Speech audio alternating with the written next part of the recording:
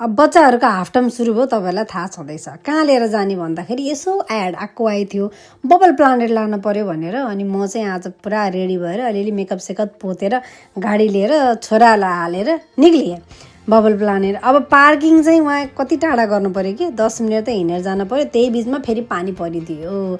पानीले निथ्रुकै हुँदै हात खुट्टा कमाउँदै छिरे हामी बबल प्लानेटमा होइन। त्यहाँभित्र छिर्ने बित्तिकै वाउ भन्ने भयो। तर छिर्दै छिर्दै जाँदाखेरि चाहिँ एक्साइटमेन्ट थोरै थोरै घट्दै गयो।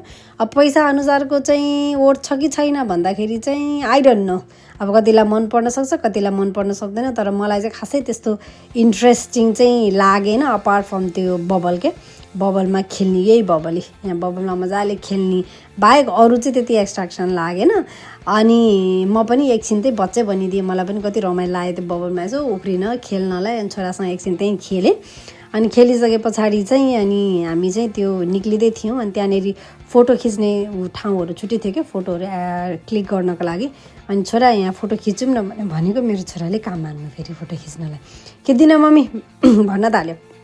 ल ठिकै छ तिमी नही चाहिँ म आफै खिच्छु भनेर। अनि त्यो सानो सानो डग भाटामा चाहिँ मलाई यस्तो मन परेको क्युटी पाएँ। त्यहाँ गएर चाहिँ मैले एउटा फोटो खिचेँ, भिडियो पनि बनाएँ। त्यस पछाडि मेरो छोराले वाफल खाने भोग लाग्यो भने तपाईँलाई थाहा छ त बच्चाहरूलाई खानेकुरा दिएपछि भोगै नलागे पनि लाग्छ यस्तो ठाउँमा होइन। अनि वाफल किनिदिएको 11 पाउन्ड वाफल, यत्रो सानोको अब के कुरा गर्नु है। अनि घर आएँ।